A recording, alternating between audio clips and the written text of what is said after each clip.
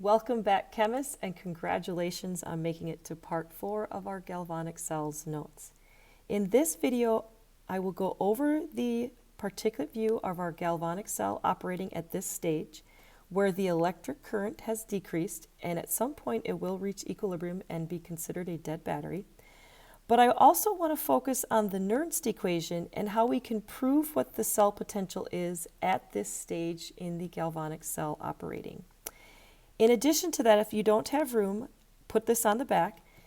We will be calculating the equilibrium constant for this reaction also using the Nernst equation. All right, so let's get started with the particulate view and then get right into these calculations. As you can see, I have one last zinc that I'm saying goes from an atom to an ion, and then check that you've got your particulate view drawn correctly.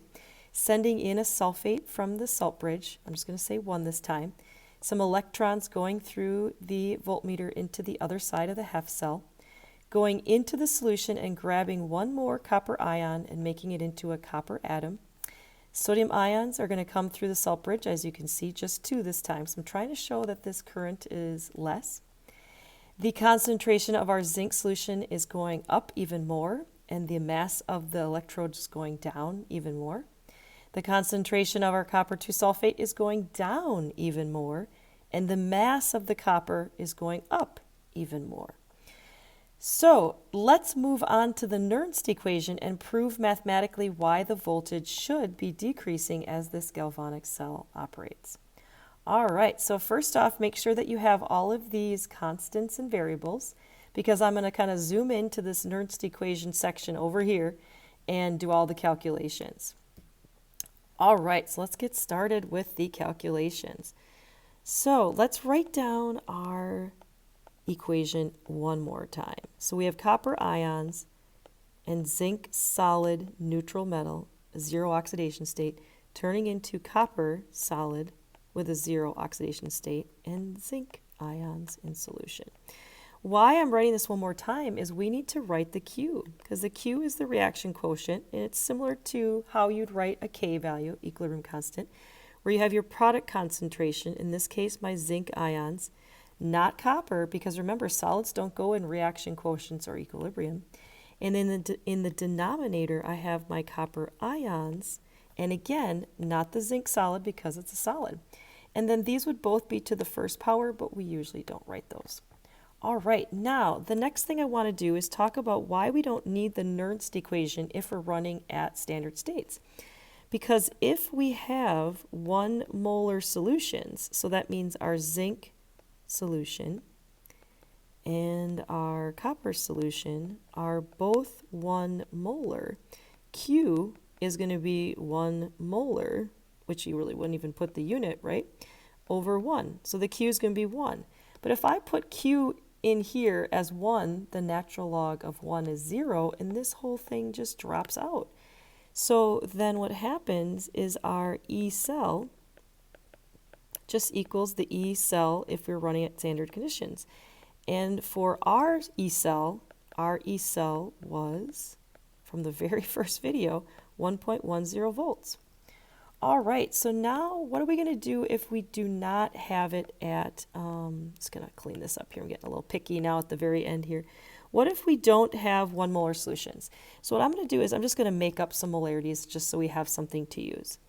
So let's say if our zinc solution, and it's going to increase, remember, let's say it goes to 1.75. I just want to pick some numbers that should give us some easy enough calculations.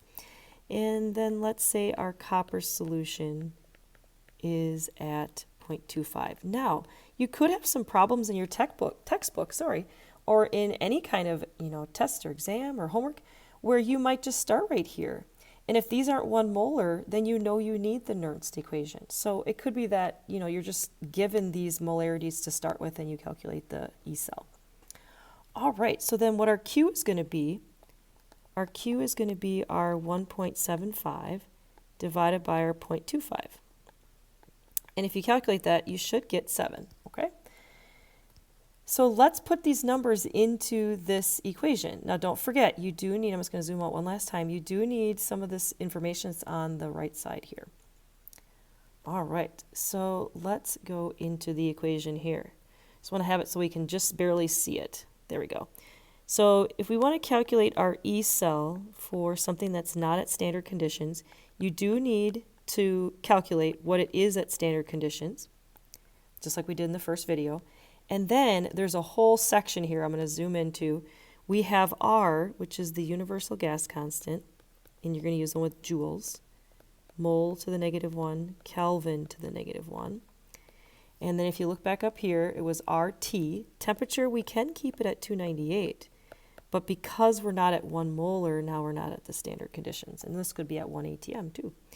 And then in the denominator, it's the moles of the electrons. Remember what N was from the previous video? And for R's, it was 2 electrons. So I'm not going to go over that. Hopefully I've gone through that enough. And then the last thing is the F is Faraday's constant. And Faraday's constant is 96,485. And that is coulombs per mole of electron. I'm going to run out of room, so I'm just going to put per mole like that. And then I'm just going to fix the 5. Looks a little different. Okay.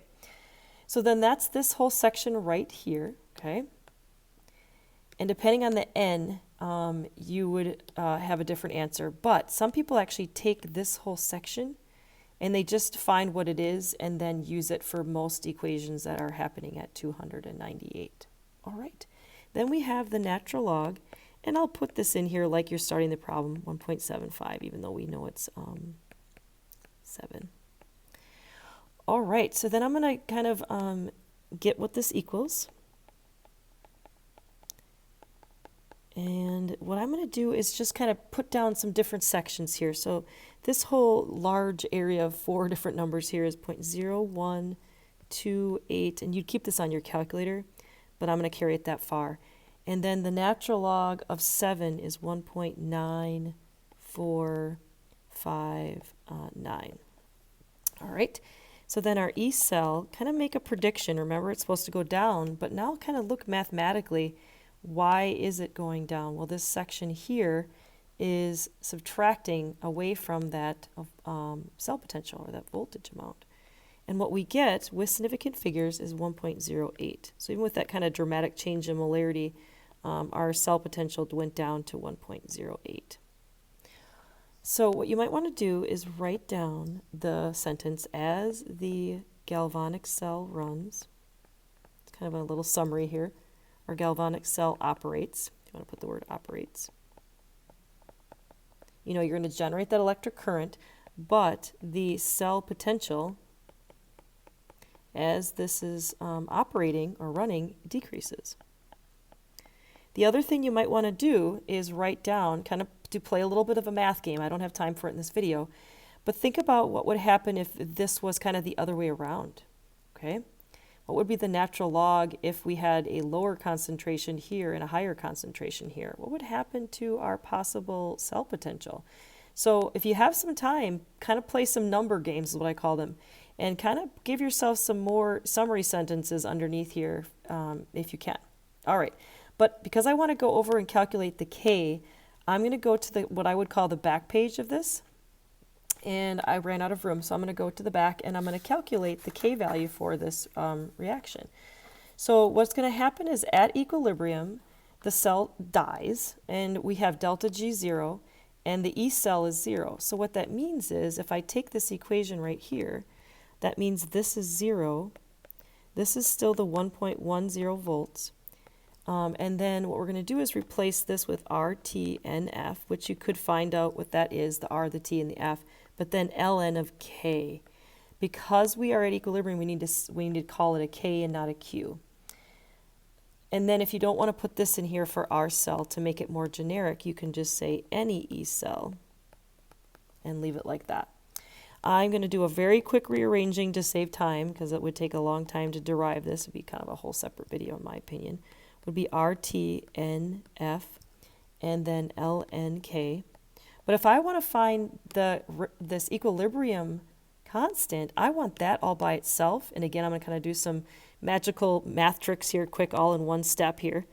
K is going to be, actually, I'm going to give myself a little bit more room for K here. Sorry about that. K is going to equal E to the E, be careful here, E cell times N times F all over RT. So this is e to the power of all of this. All right. So let me kind of calculate this. Hopefully you can see why I needed some more room. So this is going to be, in fact, I'm going to move this down one more time. E, there we go. That'll hopefully be enough room. E to the, all right, so now we got to put in R values for our galvanic cell. 1.10 volts, 2 moles of electrons, 96,485 coulombs per mole of electron. I'm just going to go like that.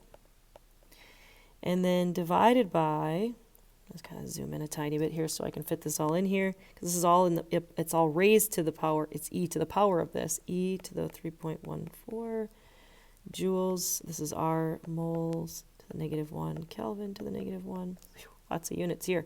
298 Kelvin. All right. When this is all said and done, this K value is e to the 85.675. I'm going to keep quite a few sig figs here. And then I get a very large equilibrium constant, which makes sense because this is a highly favored product equilibrium reaction. So what you might want to do too is say that, you know, this favors products highly, okay? The other thing I'm going to do kind of here is just get this one little section here. You might want to write down a few things that if you know, little trick, if you know the E cell, or maybe an E cell you want to try to build, right? If you want to be creative and make your own little batteries, you can determine, you could determine the delta G, which I did in the previous video, but you can also determine the K, which is the equilibrium constant for a reaction. And that's kind of powerful for us, if as scientists, you know, we want to find an equilibrium constant for a reaction. We could use this as a method to do that. All right, so like I said in this video, I wanted to focus more on the math. And for our reaction, you know, we had a K value of this, and there's no unit, and it's really highly favoring product production, meaning there's a high amount of products at equilibrium. And that's good because that created our cell potential. And then we just go back to the image here, which is our particulate view. And again, I just wanted to show, you know, just one being converted versus two like I've done in the past. And then above here, one last little, you know, little look-see here, what is all about the Nernst equation and how you would use it. All right, good luck, chemists. Go forth, and hopefully you'll actually maybe even make some galvanic cells on your own. Otherwise, there's some great online simulations you can use. Thanks for watching.